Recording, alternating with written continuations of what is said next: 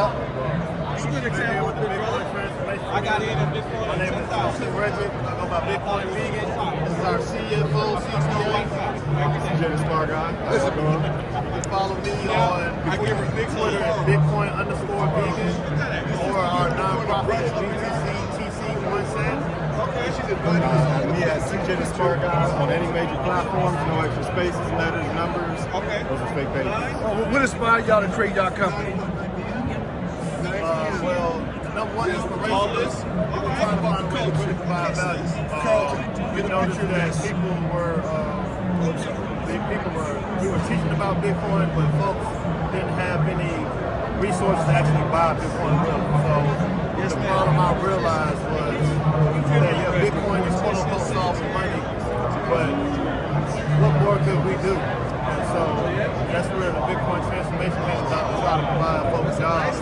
Not only so they can buy Bitcoin, but they can just live their everyday lives.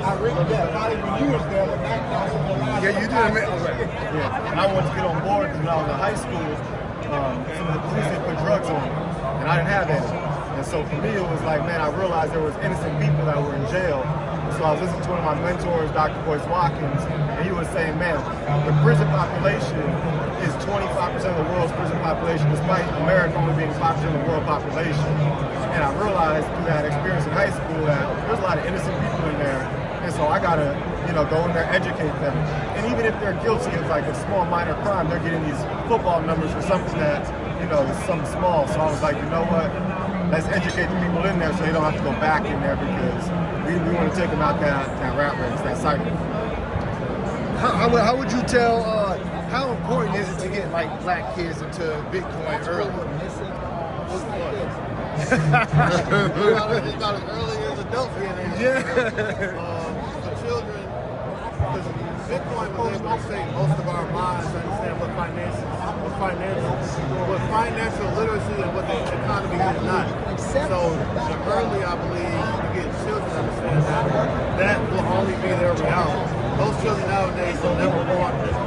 If you were born after 2009, you were never in a world without Bitcoin. And so the older you get, the more this will be a part of the world. And you don't want your child looking at you when they're 30, 40 years old, like, damn, Dad, Granddaddy, you ain't buying no Bitcoin, what would you do? You know what I mean? Like, regardless of that, regardless of if they learn about it or not, they need to be exposed to it. So selfishly, we as men don't have to be looking at our kids and asking us, why didn't you do this for me when you were older? What would you do? What would you not do? So getting your child involved opens their mind to what financial literacy is and all that, but more importantly, have them have a real future. It's really about having a real future. I look at it like computers, right? My dad, he worked with computers when I was young, so I was able to type when I was young. I understood the internet. I understood the capabilities of leveraging technology.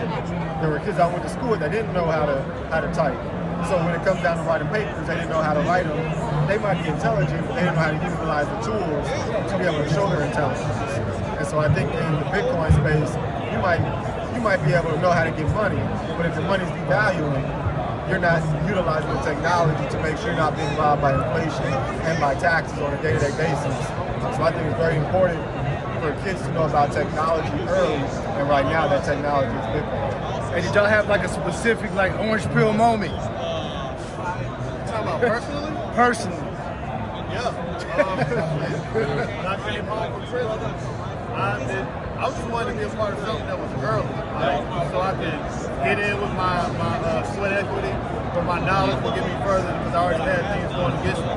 And my orange pill moment was when somebody told me that Bitcoin was decentralized, and I was like a year and a half home from prison. I understood what the word central meant. Like, you gotta go to central prison, you gotta get processed. Centralized system. So decentralization, the word stuck out to me, and that's what I was like, yo, this is a way to be free.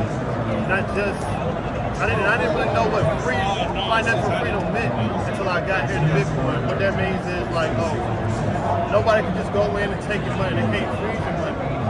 That's a power and control. I can send money wherever I want to in the world. And then also, inflation.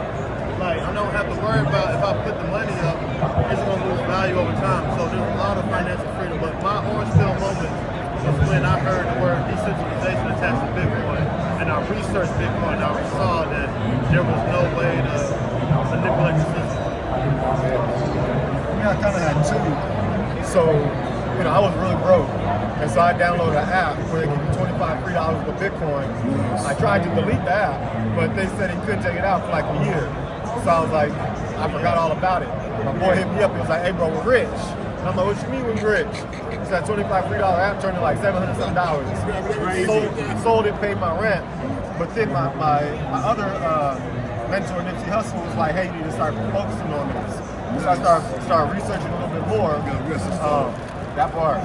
And in 2020, I was working at his co-op spot back in the 90s, and I was actually at the post office about to send in my CPA application, and as I was about to send it in, the bank closed my account. They didn't tell me why they closed it, but I couldn't send it. I had to sleep at the airport that night because I couldn't have access to my funds. And that's when I realized, the first 3 years, I was thinking about it from a monetary perspective because, you go from 25 to 700 some, you're thinking about the money. But now I'm thinking about it as, wait, there's no middleman. There's nobody to shut down my account. I can transact peer-to-peer without a middleman. And that's why I realized the value of Bitcoin wasn't in the US dollar, but in the peer-to-peer aspect. Something simple. I had an overdrawn account when I came home. I had money in Bitcoin. I'm like, bro, this is kind of lit. Yeah. So that was very early on. Right. Do you want to talk about your book just a little bit? Yeah. From bars to Bitcoin, it's the book.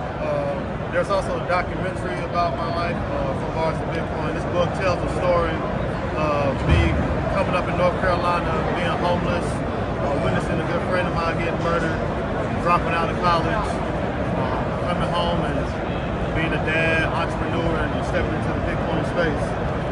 I believe this book is life-changing for anybody, even if you don't want to be in Bitcoin. It's cool too. Yeah. But the book, I look at the book as a way of redemption and self-development. So, Thanks, man. Can you tell everybody where to find y'all at? CJ the Smart Guy across all major platforms, no extra spaces, letters, numbers. Those are fake pages. Don't trust, verify. CJ the Smart Guy. Bitcoin Transformation Community. You can type this in on Twitter, LinkedIn. My personal is Justin Rhedrick. You can check out the back here. Yep. Donate Saturday, got no cash. Yeah. Everybody else out there, man. Appreciate Man, appreciate you, brother.